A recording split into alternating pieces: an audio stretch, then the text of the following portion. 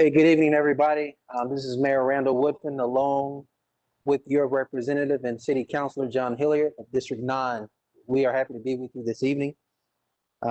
As always, anytime Councilor Hilliard and I can get together on behalf of the citizens of District 9, it's an informative and good time to give you some updates. Look, I got a couple notes here as it relates to run of show, and then I'll turn it over to the councilor for a brief introduction. We'll kick it back to me, and then we will get into some information related to what we will share with you.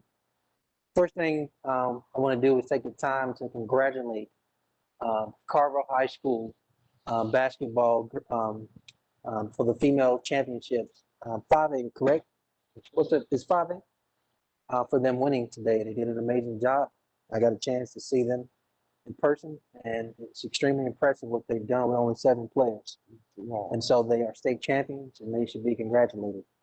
Also, I understand Ramsay boys played today for state championship in their league, but they were unsuccessful. But kudos to them for making it this far.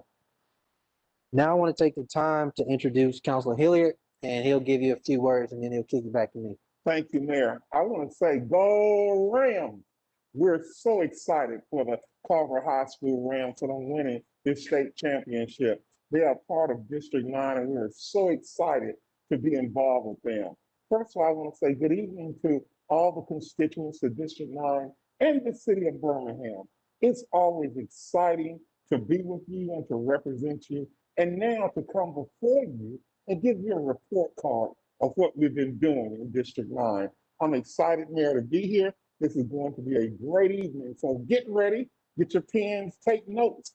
We have been listening to you and we have responded. Thank you, Councilor. So listen, everybody, y'all know there are a lot of things centered around light removal, streets, street paving, sidewalks, and other issues in the district, economic development, crime, etc.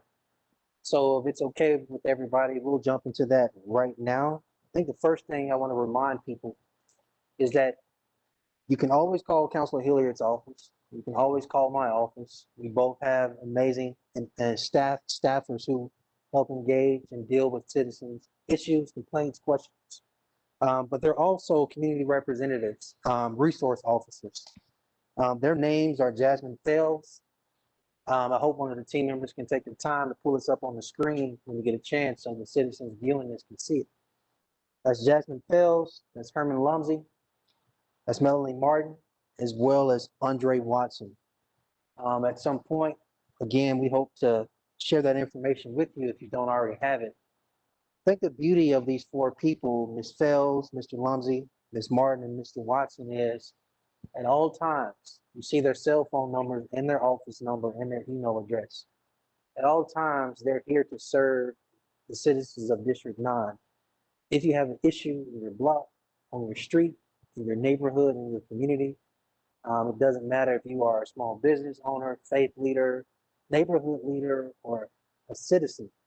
If you have an issue, we want you to take advantage of their work cell number as well as their office number and email address. Please share with them whatever you have so we can always be in a position to respond to you.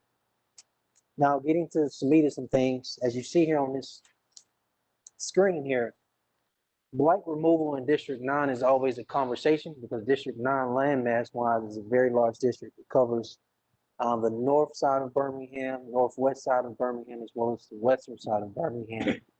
And it stretches between 65, far north of 65, as far west as southwest is 2059. That being the case, there are a lot of neighborhoods in District 9. And so we want to take the time to say, just over the course of January 1 to 2018, we torn down close to 250 blighted properties in District 9. I know the councilor and I, at some point, Councilor, less than, say what, about 4 months ago, Wylam is probably a good example of a blighted church. Quite some time, not just an eyesore, but a danger to the school children of Wylam Elementary just walking by it. We took the time to actually put up a fence, but that wasn't good. That wasn't good enough. We needed to make sure that blighted structure was torn down. So that's something that the councilor has been very very serious about bringing to our office to make sure we continue to remove blight in District 9. Anything you want to say to that? Yes, I'm very excited that we were able to get that done. And working with the mayor's office and of course my office, we were able to accomplish that. That was a large accomplishment. That church had been leaning for quite some time in Wylam. Of course, we took precautions along with you. We put that fence around it, and I really thank your office for that. I'm just excited that we were able to remove that. That was an exciting day. Yes, sir. So if you could go to the next slide for please, our residents. Again, these are some noteworthy demolitions in District 9. Not just that church that we just talked about, that church. Look, I didn't even know this was going to be up here. I should have snuck and looked at the notes. Anyway, one of the other things that's really important is the Ramsay-McCormack building. And so we intentionally have not taken a wrecking ball and just torn the building down. Is because we want to actually use some of the remains when we build back in place for the Ramsay-McCormack. We want to use some of the original structure. So that is a deconstruction. We're taking down literally one floor at a time. And so it's not the fastest process in order to maintain the integrity of what was originally there that's still salvageable to be used again. Anything you want to say towards Ramsay-McCormack? Yes, first of all, Mayor, let me say this. It's very important when a politician and elected official keep their word. That was a part of your platform and a part of ours. We wanted to see the Ramsay-McCormack building repurposed.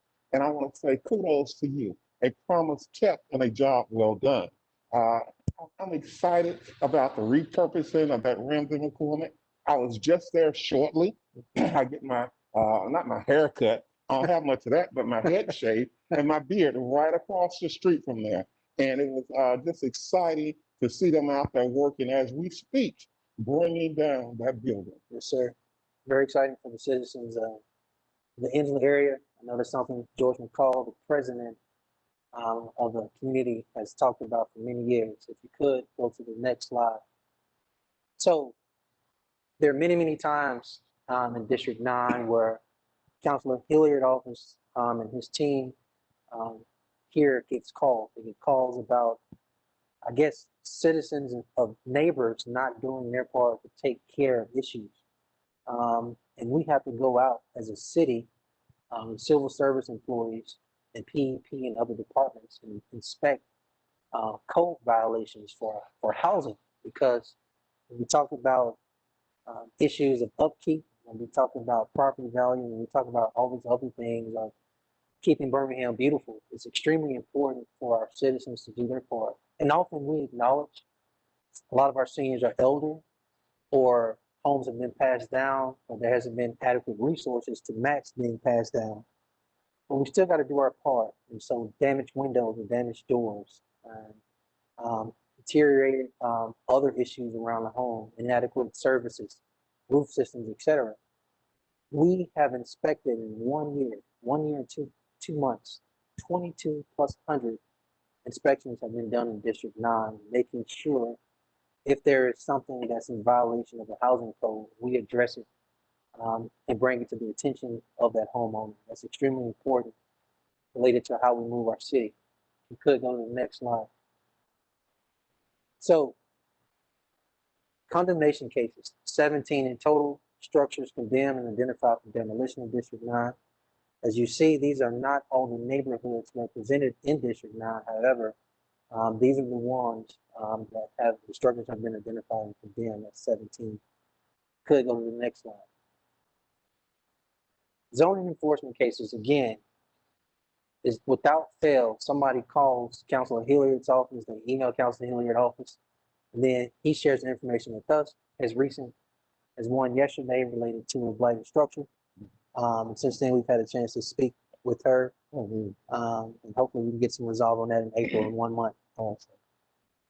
But in this case, what y'all see before you is issues of inoperable vehicles, fence violations, shade tree mechanics, let's call it that, where folk are conducting business in their backyard or front yard that belongs on a commercial property. It shouldn't be done on residential property. And so these violations have to be brought to our attention. When you see them, call 311, call Councilor Hilliard's office, our office, as well as those community resource officers. But as you see, there are 45 closed cases and there are 35 active cases. We're working to engage to remove these things that don't fit the character of the neighborhood. Anything you want to add to that?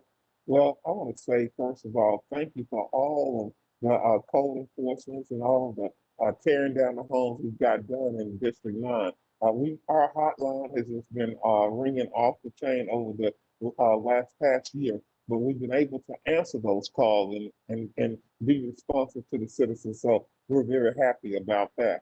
I know we passed the Ramsay-McCormack building, but Oh, keep bringing up as much as you want.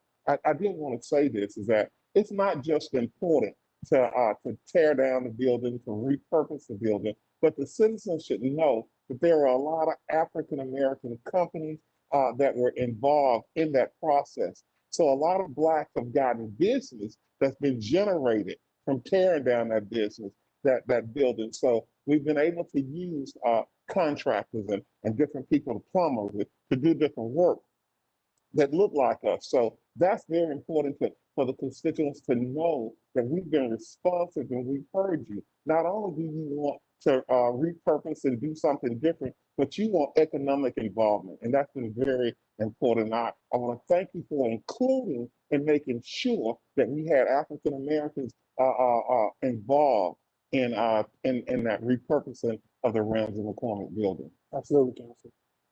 Absolutely. Thank you, sir. Let's see. So you remember earlier I told you all that District 9, how big it is. It's widespread. It's a lot of neighborhoods. Tevin, tell us how many neighborhoods in District 9. 19 out of 99 neighborhoods make up District 9. Councilor, that is not small. Because that's large, there's also, when we tear down these blighted properties, there's an opportunity for us to create another problem. That is the amount of lots that need to be maintained and or cut. A lot of these lots are not owned by the city of Birmingham, so by law, we cannot just legally cut an overgrown lot because of a complaint. We have to go through an entire process, the weed bill, et cetera, and bring it before council and then start a process from a contractual standpoint. But we are happy to tell you, just in the last year, we've cleared close to 1,800 lots have been cleared, with about 15 plus hundred from our private and city lots, and the other remaining from contract services. In the queue right now that I see here is 931 vacant properties are active in the weed bill. Y'all, that is a lot of lots. So this is an issue. Councilor has heard me over and over talk about this. Eventually, the city of Birmingham can't sustain itself in the grass cutting business. That's not what we were meant for. But in the meantime, we have to do things to prevent snakes and other things from coming next door to a neighbor who is taking care of their property, plus the upkeep of our neighborhood. So anything you want to speak to on this issue?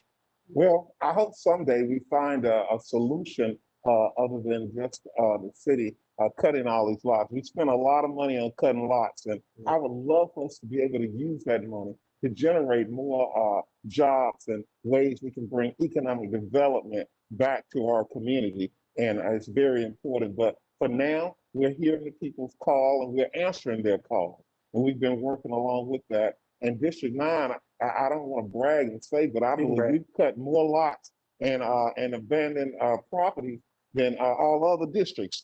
It's been busy in District 9, and we want to thank you for being attentive and working with us in District 9 to get things done. Well, Councilor, we can take a moment and freestyle a little bit. Do you want to talk to them about, I guess, the program where homes have been brought to the district that have been put on some of these lots? Yes, absolutely. That is so important. We have worked with a program we call Build Up. It's called Build Up. And we're so excited to be working with these young people that have worked to build properties in District 9. One of the things that has been done in District 9, a lot of the vacant lots that you've seen, we've been fortunate enough to be able to bring homes that people have donated. I mean, awesome properties back to our district and repopulate it. I don't know whether you know much about the Build Up project, but you should go through the parade of homes that they've built in the Ensley area and repurposed there. It is absolutely fascinating to see what these young people have done. And I think that's just another star for the city to say that we supported that program and we're going to repopulate and rebuild Ensley. And I'm really excited about that area. And all of District 9, by the way, there's so much to be done from the North Birmingham area as well. We've accomplished a lot in that area with Carver High School and some of the others. So we will continue to be tentative towards the entire district. Yes, sir. Thank you, Councilman, for that update. So Red Maple homes are in the north side of town. You see this before and after pictures. So I'll tell you, this is a site that's had some illegal dumping, right? You see the before and after. But here's where the administration got hit with. They say, well, we're glad you cleaned up the illegal dumping, but tell us about when you're going to remove this blighted property. And that was a lesson for us and how what type of information we share. Our interest in sharing this information was that we keep receiving complaints about a dump site. But I think we need to be honest and acknowledge one of the reasons this is a attractable dump site is because of this blighted property that's been empty and the doors and windows are removed. So remember earlier when I told you we just can't go cut somebody's lot? It's the same with a property that we don't own. We do not. The city of Birmingham does not own this property just because of the way it looks. In the after picture doesn't mean we can just take our construction crew and tear it down. There's a legal process where in the state of Alabama, there are a lot of property rights, even for slum landlords and for absentee landlords. In the case of this is clearly an absentee landlord that owns this property, and if they continue to pay taxes, it makes it hard for us. However, there is a nuisance process we can go through, and we do look to tag this property to make sure this owner does their part. And in the ideal world, they foot their own bill to tear this I guess structure down. Anything you want to add to that before we move Mayor, on? I think it's very important that the constituents know that Birmingham, we spend a lot of time cleaning up a lot of our four-way intersections and areas. People that doesn't live in Birmingham know that we will pick up our trash. They know that we have crews going out. So a lot of times, even in my district, over off of Cherry Avenue and Daniel Payne, the constituents know that on Thursday, the city can get out there and clean it up. And by Monday, it would look the same way. That's because people come in from the county and from other areas and dump their trash in Birmingham. That is happening all from Dolomite all the way around to North Birmingham, the Pratt City, Ensley area. That happens because people dump it. But I want them to know that the city has been consistent about continuing to pick it up. But it costs us a lot of man hours, a lot of time, and COVID has really affected that with our departments. A lot of them have been sick and have had to take off, so things don't move the way they used to. But know this, we are very concerned about it. We will continue to push at it. And one of the things we're doing in our district, we are buying cameras and helping set up cameras that will be videotaping. So the neighborhoods that are interested, they all know who they are, the 19 neighborhoods. If they want a camera, they can get one. They will be maintaining the camera. We've offered to buy the first camera for them. And but for them to be able to monitor and have a company that will monitor people dumping trash in our city. And we must continue to be a committee of one. And if we see that, we ask you not to get engaged. But if you see a tag number, we want to take a picture, take it, send it in, and we'll try to do our very best to help you solve that problem. Thank you, Counselor. So look, I'm glad you shared that. I'm gonna do a time check. Got about 6:50. We want to do a couple things. One, we're gonna zoom through these next slides because we want to spend the majority of our time answering questions from the citizens of District 9. I will say this though, in lieu of what the counselor said. The counselor also reminds me District 9 has a lot of gateway neighborhoods. And that is, people come from other areas, and the first neighborhood they touch down would be in District 9. So let's say Wylam is an example, Cooper City is an example. It depends on what portion of North Birmingham you come in, that's an example. And other areas in entrance west. That being the case, he District 9 tends to have a higher share of some of the illegal dump sites in our city. And so I'm encouraged by him that he's been able to persuade his neighborhood officers to actually buy these cameras. And I'm hoping in the 19 neighborhoods that other officers who are listening to this, citizens in these neighborhoods, hope you're encouraged when you have these financial resources from neighborhood funds and use them to help us catch these folks who keep illegally dumping in District 9. So, Council, let's speed through these and then let's create a platform and get into some questions. We got the Birmingham Police Department here. Again, District 9 is split northwest. And so I'm happy to see these strong leaders. The North Precinct, Captain Michelle Pruitt. Her phone number is 205-254-2860. For those 19 neighborhoods that are in the north side of town, if you have an issue, please call Captain and or lieutenants and other sergeants, etc. under her.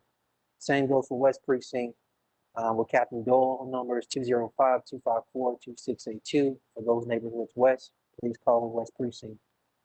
Next slide. Here's the deal, right? A lot of times people do not want to talk to uniformed officers. We have actual crime prevention officers. These are civilians that work with the community. They're bridged. They work with the community and they work with the police.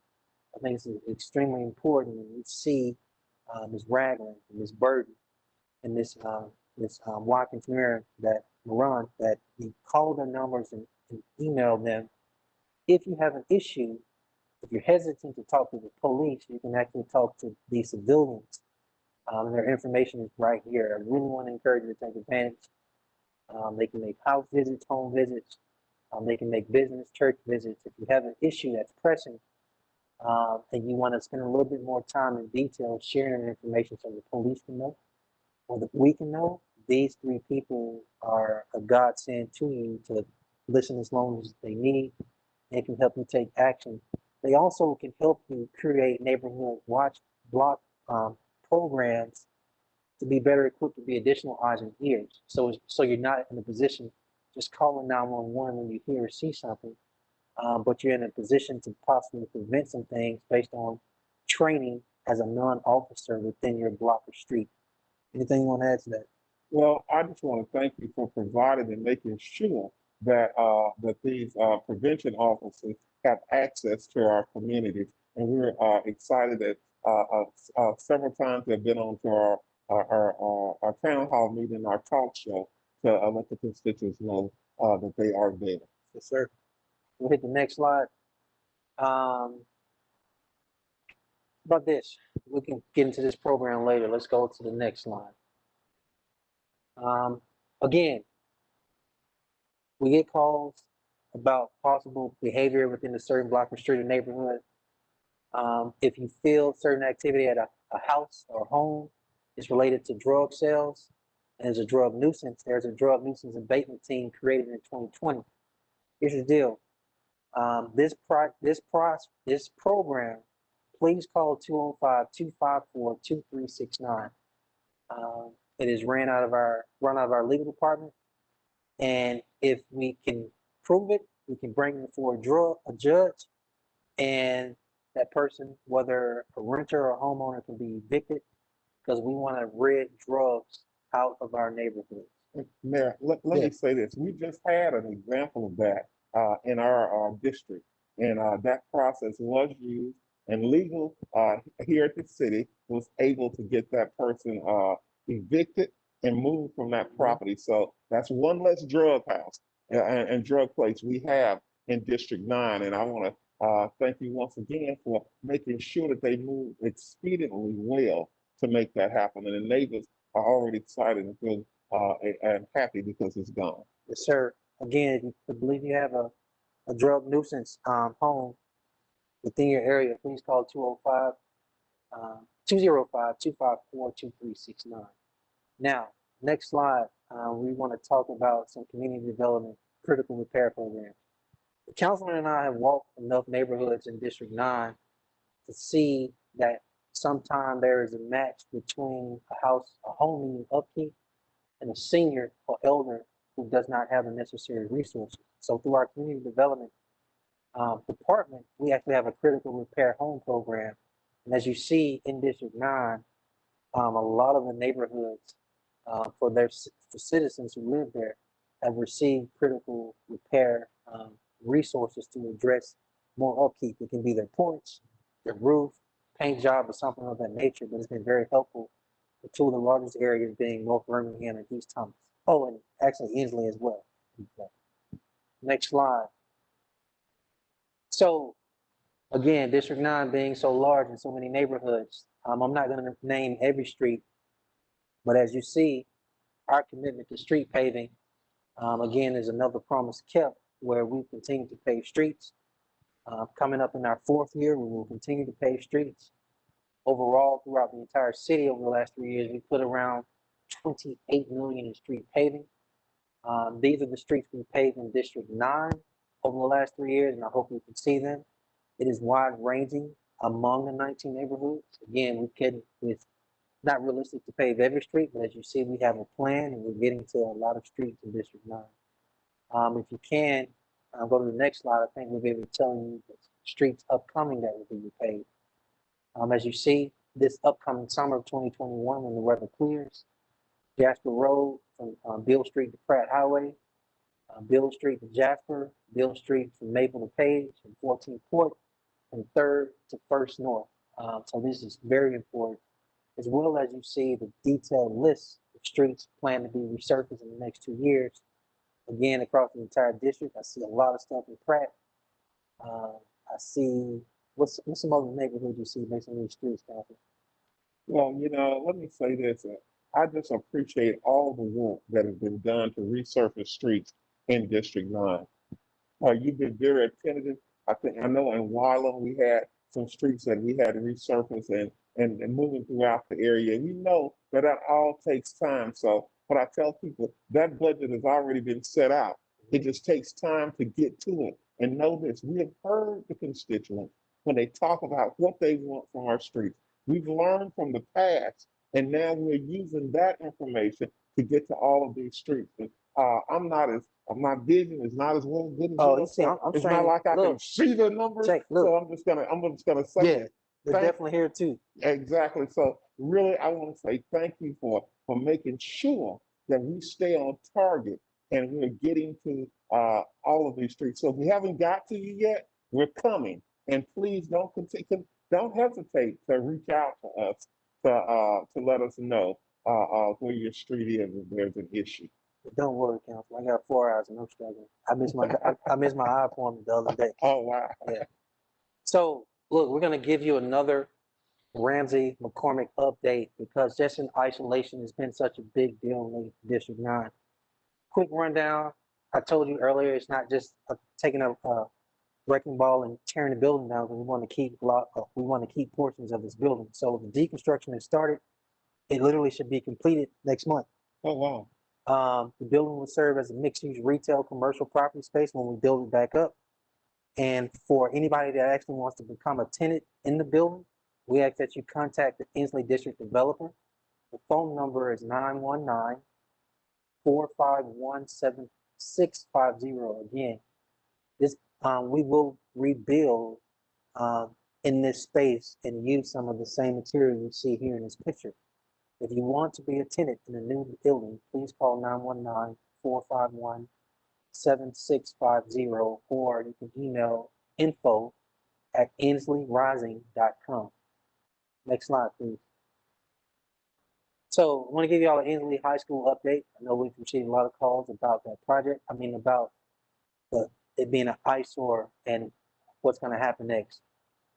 Of course, this has been a top priority for us, but there is a proposed project for different types of housing from a range of family sizes and retail being developed on the site. And so that's in the queue.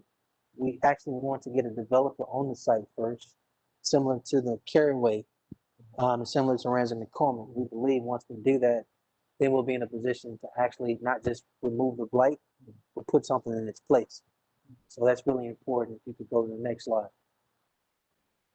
Potholes. I know you're tired of dodging potholes in District 9.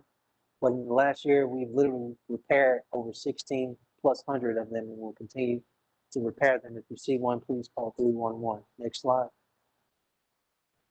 Sidewalks as well. Again, large area with 19 neighborhoods. A lot of more sidewalks to repair and fix. I'm happy to tell you in this year, it'll be about 375,000 worth of repairs, and that's about 5,100 linear feet. Next slide.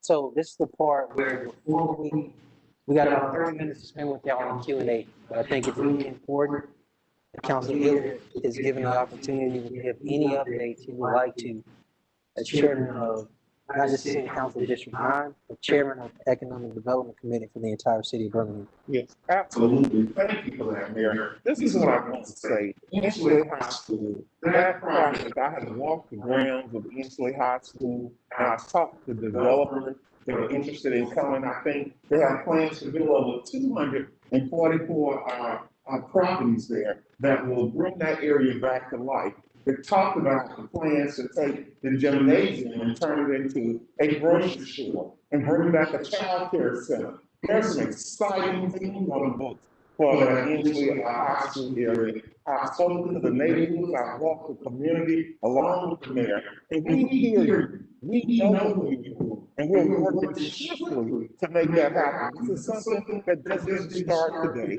It started on quite a while back. So those developers will come before my committee, and they're working to make that a very viable project. I am so excited about the Ramsay-McCormack deal to see that repurposed and start to come about. That has been awesome. And all of the stuff that we've been able to get done in District 9. Birmingham, in the midst of a pandemic, we are still working to build Birmingham. There are developers that are looking at hotels and other things that are on the books to come about that will add an economic base to such a thriving city. I'm so excited to be working along with the mayor and others and my colleagues on the city council to make these things possible. Thank you. Thank you, Mr. Chairman. So listen, everybody, this is the time where we get into Q&A. A part of this, if you haven't been able to participate in any of our prior town hall meetings with other city councilors, is we have a large range of department heads, from police department to PEP, transportation, community development, capital projects, economic development, and public works on the call. That we, Councilor and I like to yield the floor and let them answer the question first. If there's time, him and I can add a little color to what they're saying. So with that, I'm going to turn it over to these good folk in the room who are doing an amazing job. Make sure the Councilor and I can speak directly to you. They'll facilitate the Q&A part. Thank you so much, Mayor, and thank you to all the members of District 9, all 19 neighborhoods represented. We are glad that you are with us tonight, and we want to let you know that in case you saw some of the PowerPoint and you'd like to see more, you can find that at www.birminghamal.gov/townhalls. And we have received some questions in advance from residents of the district, and this one is for you two. And basically, some of the District 9 residents want to know, why do they feel neglected?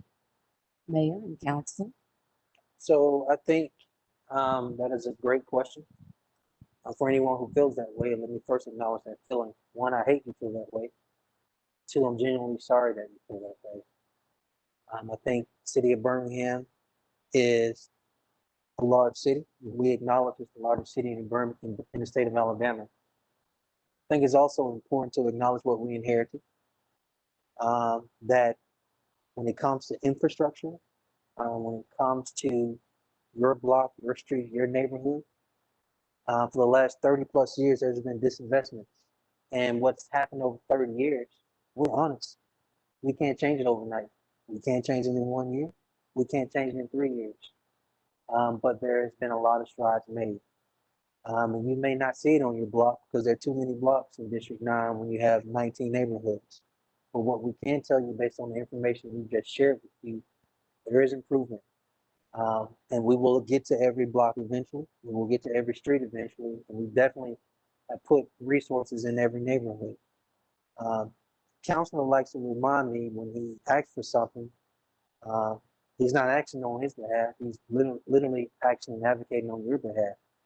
When it comes to a blighted church that's been standing for years prior to us being in office, when it comes to that blighted home that's been looking like that for 7 years, or that lot that has been cut in years, or that pothole that hasn't been repaired in years, or that street that hasn't been paved in years, or the McCormack building that's been empty for over 20 years. We're making strides in District 9, just as we are across the entire city. I want people to remember, though, a lot of what we do is based on the amount of tax dollars available to do it. Yeah, can I add Yeah. to that, just if you don't mind? Let me make sure I heard that question right. Did it say, why do they feel neglected? That is the question. That is the Yes, question. sir. Why do let we me feel say this. neglected? It's very important for that person to answer the question. You should not feel neglected. We have 19 neighborhoods. If you're involved in your neighborhood, you would have already spoken to me. The issue is that every week we have a town hall meeting. We take concerns and questions. We've created an additional hotline, and we answer each and every one of those calls, have been answered. Talk to your neighborhood president. Talk to my office, my staff. We move around in our district. We've been visible and we work extremely hard. So if you call our hotline, if you call our office, if you have a complaint, we track it in the system. We know where it's going. We would love to work with you so that you don't feel neglected. But what we need to do is make sure you're plugged in to the people that can help you. So we want to change that. So to that caller, please reach out to my office. We'd love to know who you are, why we haven't seen you at any of the neighborhood meetings. And if you have been there, please speak to us. And you can do that even with COVID in place. You can talk to us each and every week here in our office in District 9. We look forward to hearing from you, and please reach out to us and show us your face, and so we can call. Thank you, Councilor. Thank you so much, Counselor, and thank you so much, Mayor. And that is the key right there, getting people connected, and the resources are there. The people are there to listen, and we want everybody to know that we are definitely hearing everything that you're saying. The next question that we have, and we also have someone on standby from community development as well as innovation and economic opportunity. And the question is, why don't we see the same type of development in our neighborhoods as in downtown and other areas? So again, the city of Birmingham is a city made up of 99 neighborhoods. And when it comes to economic development, there are actually 26 business districts across the city. District 9, if the council is gonna correct me if I get this wrong, but you have the business district of Ensley, you have the business district of North Birmingham, business district of Pratt City, and am I missing any? No, you gotta lose in Wylam, in the business district of Wylam. Well, remember I told you there are 26 of them. The one, as an administration, we've committed the most to investing resources, revitalization, engaging the existing small business owners, providing opportunity, upkeep, infrastructure needs, et cetera, is downtown Ensley. And that's not just intentionality around the McCormack building. We talk to small business owners in downtown Ensley business district all the time. And there is a lot of ideas around what to do with the old police building. There are a lot of ideas what to do with the empty lot in front of the Cotton building. If you've been to downtown Ensley, you would know that they have a new small business actually connected to the Cotton building, and so many other things are going on. I think if you're just driving around and you're not plugged in, it's easy to miss some of the strides that have been made in the last 3 years. But I'm like the councilor. I don't think you can say that something's only going on in downtown, because there are things going on across a lot of the 26 commercial business districts, with for the west side of town, Ensley being the main one. You want to add anything to that? Well, let me say this. I think we all have a dream of seeing all of our districts look like downtown. That's one of my dreams. But what we realize is that Birmingham is a large city, and what we need is a tax base that will help us renovate and repurpose our inner city and all of our neighborhoods that we have in communities. It is our will, our hope, and our dream to continue to work to build the inner city neighborhoods in Birmingham. I will continue to fight for development, and we will continue as a team to make sure that we develop District 9 as well as all of Birmingham. That's what we're here for. So work along with us, come get involved, show us your face, give us your name, and we will work with you because as a constituent, you deserve the very best. And we're working extremely hard to make sure that our districts get that. Absolutely. Ms. Silver? Thank you, Mayor. Thank you, Councilor. And with us deploying just people from DPW every single day, we're going to combine the next two and have Raf DeBart-Laban standing by. And a resident called in and let us know and just simply wants to know, why is the city so nasty? So I think the council and I can chime in on that.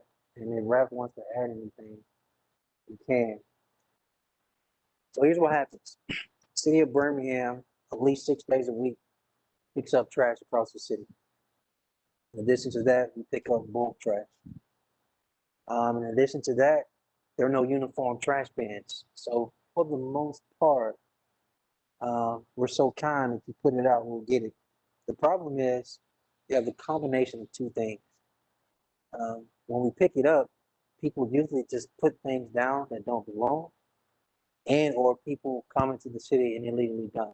Combination of the illegal dumping as well as the littering makes it seem as if the city is not doing its part. But what's happening is the city is doing its part, and then we're coming back behind adults who don't mind being nasty and just putting it back down again. They walk into a convenience store, they walk into a corner store, they walk into a gas station, they purchase something, they walk back to the place they're going, home or whatever it is, open up that bag of chips or that drink, and before they get to back to their home, they just drop it on the ground. Yeah. They get off the exit and they just roll their window down, they throw it out the car. And now let me say this. We addressed this earlier if the caller can hear us and listen to what we said. Just in District 9, we're surrounded by people that don't live in the district coming in from other parts of other cities, other counties. The city comes out on a Thursday and they will clean up, and by Sunday, that area is nasty again. But it isn't citizens from Birmingham that's dumping the trash. It's other people who know that we pick up our trash. So they bring their trash, their sofas, all of their and dump it in Birmingham. So what we're doing is we're working with our neighborhoods to put cameras because we want to catch them. We want to catch these people that don't live in Birmingham, that's throwing trash in our city, and know this, that yes, our crews are working around the clock, but at the same token, they've been affected by a lot of the things that's going on right now.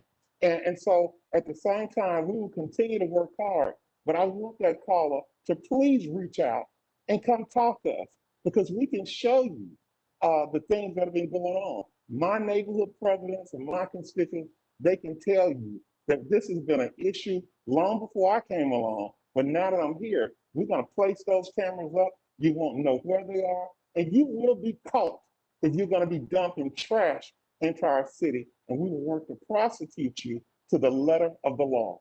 I do want to take the time, this is a good time to say thank you. Thank you to the neighborhood officers who have their cleanup days and they get their other neighbors involved.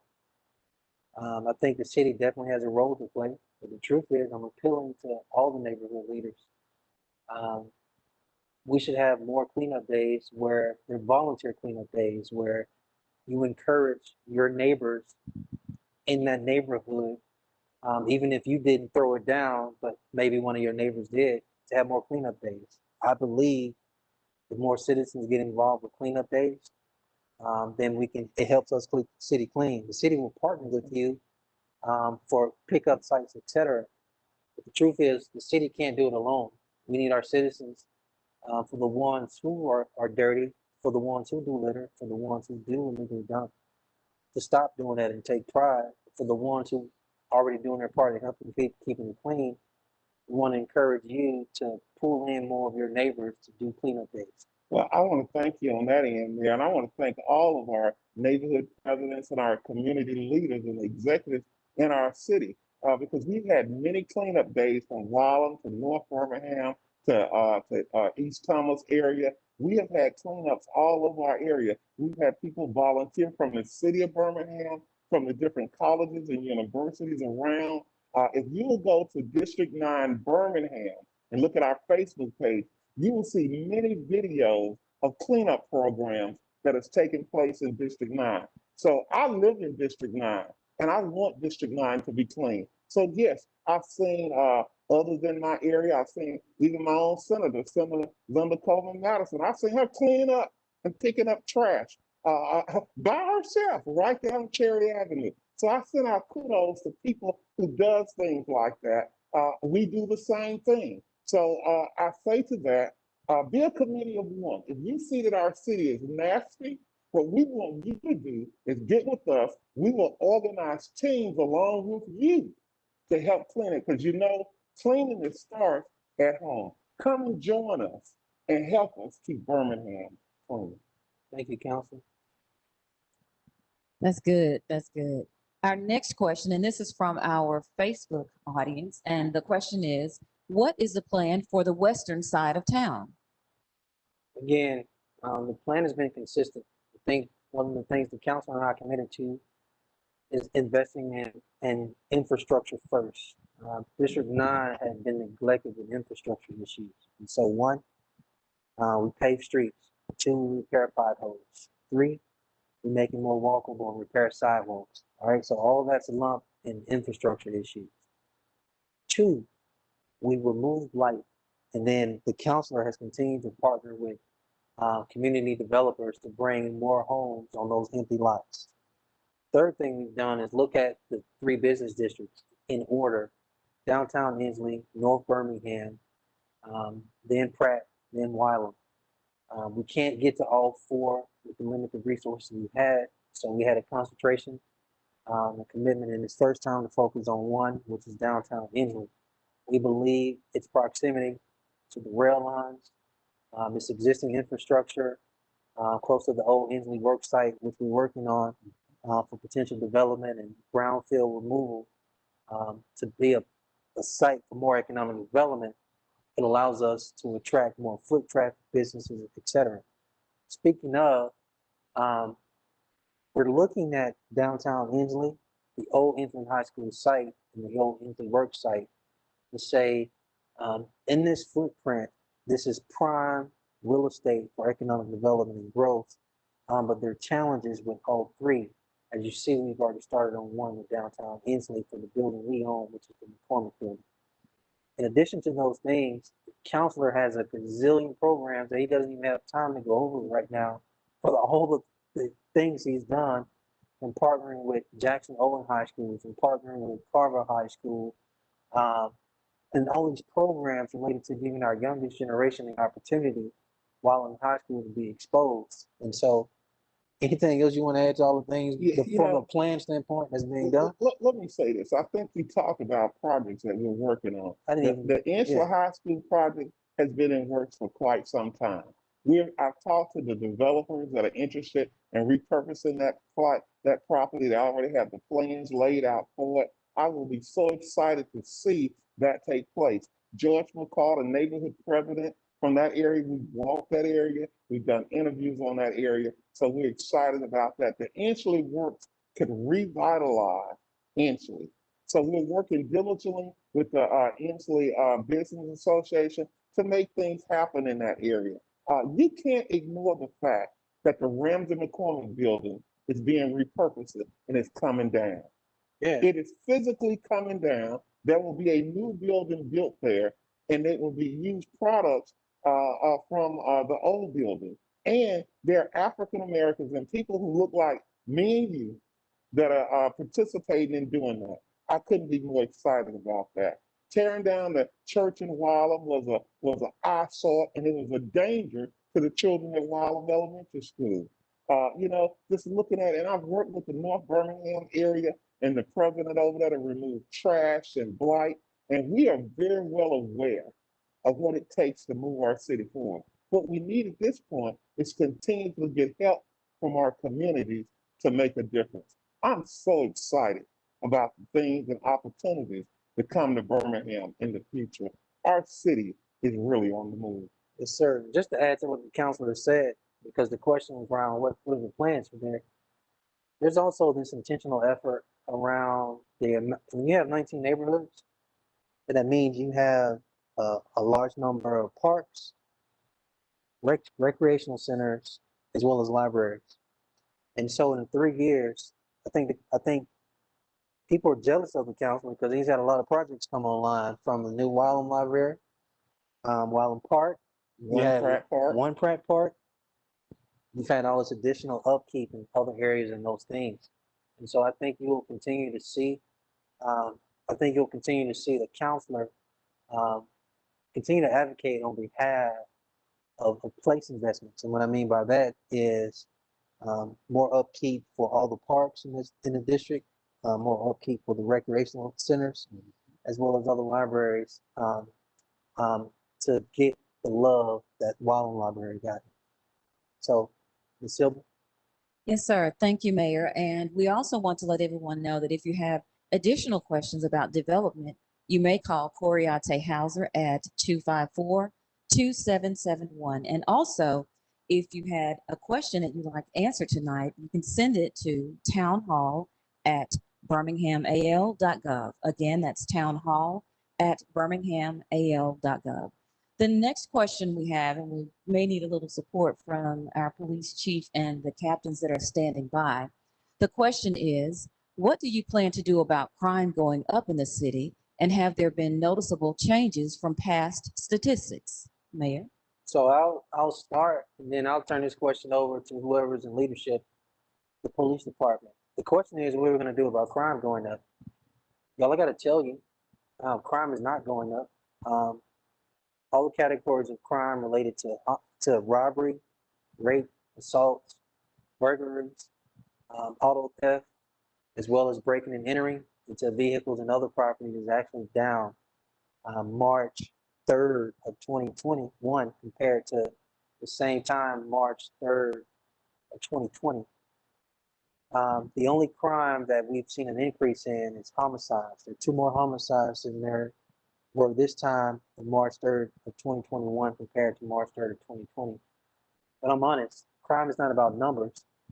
In addition to that, the council and I acknowledge and appreciate perception that we do have a gun violence problem in the city. And from a resource standpoint, as it relates to prevention efforts, re-entry efforts, as well as enforcement efforts, we're doing everything we can to tackle gun violence. Just look at this, 8 weeks into the new year, 8.5 weeks, how about that? We've taken out 300 illegal guns off the street. And for every gun we take off the street, Councilman, for some reason, it's just too much easy access to another illegal gun that you and I are not in control of. And we need the state's help, we need the federal help, the federal government's help in being more aggressive on helping us get guns off the street, because that's unfortunately the way, it's not just young people, just adults solve their conflict. And the counselor and I can't put an officer on every street corner. We can't put an officer in every home, and we can't put an officer in every vehicle when there's an illegal drug transaction or a domestic violence issue or anything with personal beef between 2 people. But we provide resources, conflict resolution. Council is very intentional about resources related to mental health. We continue to support the police with additional tools and resources related to license plate readers and shot spotter and all of this. But let's be real, everybody. No one's going to commit these crimes in front of police officers. If anything, the officer's responsibility is to help solve cases. But the officer can't do that alone. We need more cooperation from the public because there's no snitching culture is not working for the city of Birmingham.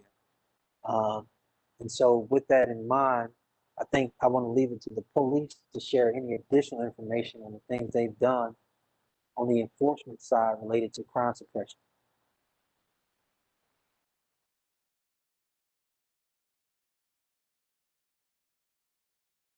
There we go. I think I'm on, Mayor. Mayor, I can't say it any more eloquent than you just said it. We need help from the citizens, providing us information, either through calling us directly at the precincts or calling Crime Stoppers. And to touch a little bit on what you said about the perception of crime, you're absolutely right again.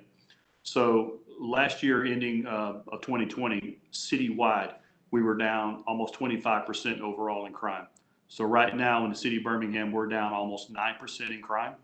So over the last 14 months almost, we're down 33% in crime overall in the city of Birmingham. So Chief Smith has brought in ComStat for us, and we're doing a ComStat profile every day. So we're going over every crime, violent crime, even thefts at Walmart. We're talking about that every day. We talk about the cars that are getting broken into, the catalytic converters, and we're doing our very absolute best to move our resources around to these areas to try to stop the trends before they become into a cluster. I think we've done a pretty good job on that.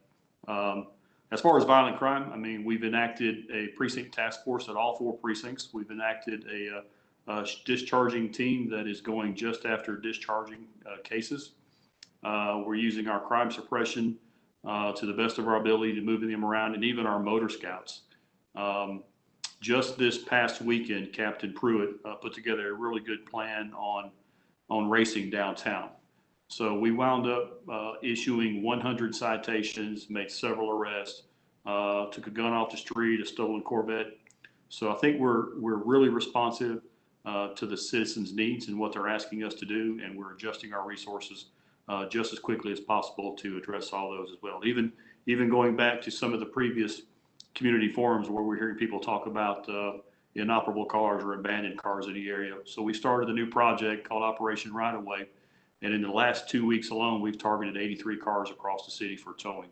So we're working hard with the problems that the citizens are bringing to us, but we're also maintaining our focus on violent crime as well.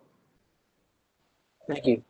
You know, Mayor, I Chief Smith just want wants to to add, say- I just want to add one thing, and that is, you mentioned about the guns and the gun culture. You know, our officers were able to remove 53 handguns off the street just last week alone. And to do that safely takes a lot of de-escalation skills and ability. And so as we go week by week, we are having an impact on crime, and the citizens, it's my hope that they will start to see a difference as we have brought it down 33% in the past 2 years. And it's our goal to bring it down even more to make sure that everyone feels safe and they can have their communities back completely. Thank you, Chief Smith, and thank you, Deputy Chief Sellers. Let me add this, everybody. The counselor and I, and definitely the police leadership, we don't want you to be victims of crime. And so I was actually wrong in one thing, and I want to correct it. We actually have seen an uptick in cars being stolen. And I know the police department has been doing public service announcements and PSAs around how not to be a victim as it relates to your car. So we want to take the time to share publicly with the residents of District 9. What we found is when it's cold outside, you tend to go outside of your driveway, cut your car on, you want it to warm up before you get in. Literally, people are walking by or walking up and stealing cars that way. Spring at some point will be here. We know we had that fake spring last week and it felt good outside. So the same thing happens when the weather changes. You go outside to turn your car on to let it cool down before you get in it, and then you go back in your home and you come out, your car is gone. We ask that you, if you're going to turn your car on to let it cool down or warm up, keep your eyes on it or stay in proximity of it so your car doesn't get stolen when you're not in it. We will also like to suggest to you, even if you're on your own property or you're in a familiar area, please lock your door, because people definitely walk by and pull on doors, and if one is open, they will go into it. We don't want you to be a victim of anything in your car being stolen. Speaking of, if you have anything in your car that's of value, do not leave it visible for someone to smash the window and or again pull on the door and leave it unlocked and then take it. And so those are things we want to encourage you to prevent either your car from being stolen or someone breaking into your car. And the worst thing is, we've seen this, y'all, a lot of times the door just unlocked. They're not even breaking the window, Councilman. They're literally just pulling on the door. So encouraging you, please lock your door. Please don't leave anything valuable visible in your car. In addition to that, we have seen boyfriends shoot and or kill their wife or girlfriend. Again, we acknowledge with the coronavirus across the nation, there's an uptick in domestic violence. We acknowledge on both sides, male and female. We also acknowledge people are not quick to call 911. And so again, with some of those community resource officers we saw earlier, those crime prevention officers, there's also the YWCA. There are numbers you all can call, a hotline, if you don't want to call the police. We do not want you to be a victim of domestic violence, and we want you to speak out. In addition to that, if you have, again, you see a drug house in your area, call 254-2369. Again, 254-2369. You don't have to call the police. That number allows you to talk to a civilian, and we can start a process to get rid of that drug house. So these are things we want to share with you as it relates to how to do your part in decreasing some of the crimes by not being a victim as well. I know that there was a lot of work, a lot of long answer, but this is a very important topic around crime. Thank you so much, Mayor, and it was a good answer and good information. This will be our last question of the evening, and Chris Hatcher is also available to assist with this. And the question is, what is the status of the proposed housing development that is next to 1 Pratt Park?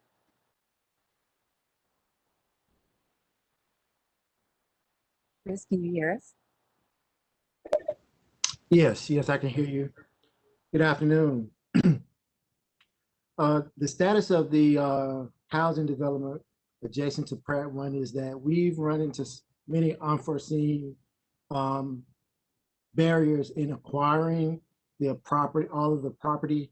We need clear title in order to be able to develop the site for housing. So the project is moving forward. We're in the process of trying to work through all the legal barriers to clear the title so that we can construct the home. So please be patient with us. The city is committed to this project. We're just running into unforeseen barriers in acquiring the property to construct the homes. Thank you, Mr. Hatcher. Just a quick rundown. I see another question on the board here. It says, what is the status of some of the improvement program applications? The applications submitted for the program, I want you all to know, are being reviewed. But if you have turned in an actual application, I want you to actually call community development to check on that status. That's 254-2309. Again, that's 254-2309. Silver, if you can scroll down just a little more, see if there are any more questions where I got a quick answer to as well before we let folks go, because we pride ourselves in answering questions. There's a question that says, what can I do about illegal dumping in my neighborhood? Again, you can call 311 to report it. We really want to encourage you to call 311. If you see it, call it, and we will get it up. But if you see someone doing it, pull out your cell phone, pull out any recording device you have. Do not engage the person. If you can get a tag number, if they're in a vehicle, if they're on foot, if you can get a description, bring that information to us, and we can assist you on how to take that to the courthouse to swear out a warrant. And so that's an answer we want to give you. And then there's another question that says, how can I get more information about the land bank? We want you to call this number, 254-2117. Again, that's 254-2117. For anyone that has any interest in the Birmingham land bank or buying a property next to you. I think that's about it that I can see that I can answer very quickly. Let's see, what do I do to get an overgrown lot cut? Again, the person says I made a complaint, but nothing happened. Well, we want you to know crews have been cutting as many properties as possible. I don't even know the number of empty lots we have. Here's what we want you to do. Sylvia, can you call out their email address for that person to give the address if they have it? Sure, it's Sylvia. No, I'm sorry, Sylvia. I apologize. Sure, Okay. it's Sybil, SYBIL .Scarborough, SCARBROUGH at birminghamal.gov, and I'll be brave, or you can give me a call at 205-254-2172, and I will be happy to assist. So everybody, that's a rundown for most of the questions. I wanted to, at least if we didn't have time to get those in and give you a quick answer. And for the record, we're always available to answer your questions. Answering your questions aren't limited to this forum that the counselor and I are in. This is just our ability to spend an hour with you. The counselor spends a minimum hour with you every week answering questions. So he'll continue to do that. This is just our time together, which we don't get a lot of to kicking with y'all. But anytime, his office, my office, our office together, you can ask us any question you want. You can call 311. You can call those community representatives that their names and numbers and email addresses were up earlier. I'm going to turn it over to the counselor to say any closing remarks, and then he'll kick you back to me. Thank you, Mayor Randall Woodfin. I want to say thank you for your listening ear and being involved with District 9. We've called, you've answered our calls. We're extremely excited to say that the future for District 9 in the city of Birmingham is great. I have enjoyed working and serving the District 9 area. I've lived in District 9 all of my life. My family's been in that area 124 years. We can track back to 1896. And I say to you that it's important that our district doesn't look nasty, but clean. But we need to help other constituents to continue to report that to our District 9 office, continue to work with us to make a difference. The future of District 9 is awesome. We are so excited. We've talked to over 5,000 people just since the pandemic broke out in District 9. We will continue to do that. And we want to just say that without the city of Birmingham, without the things that are moving forward, it would have been very difficult to get the One Pratt Park project going. We're excited about that. I grew up picking blackberries right there in that One Pratt Park area. And now to see it, see people walking around the park, we're excited. We got a lot more to be done at One Pratt Park. We want to get some restrooms out there, so that's in the future. We want to just make things more accessible and get some more homes and rooftops built in throughout the district of Birmingham. But we want to say to you that we look forward to working with you now and in the future, and we will continue to provide excellent service.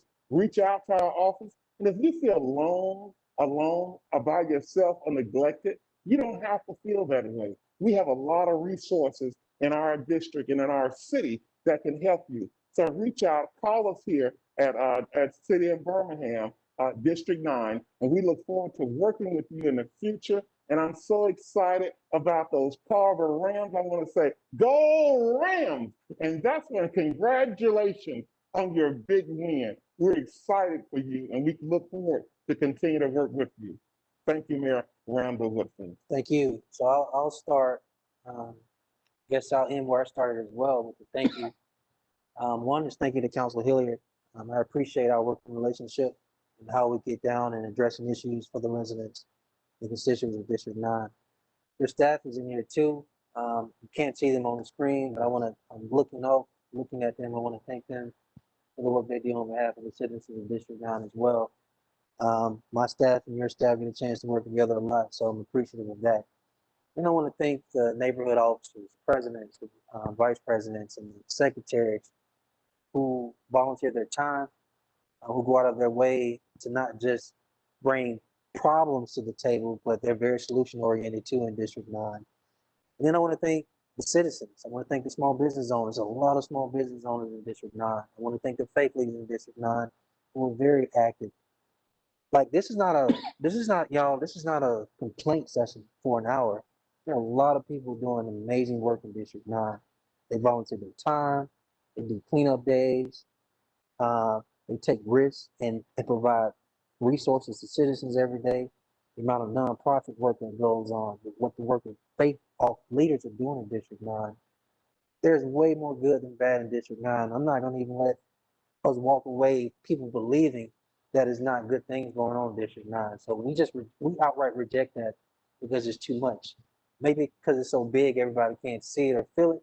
or maybe a lot of people are doing good, but for the people that are hurting, the seniors that we've seen, there are resources for you, as the counselor said. So I got one last important note. The exits in District 9, whether it's 65 Finley, whether it's 2059 Avenue I, or all the others on 2059, the exits are not your garbage can.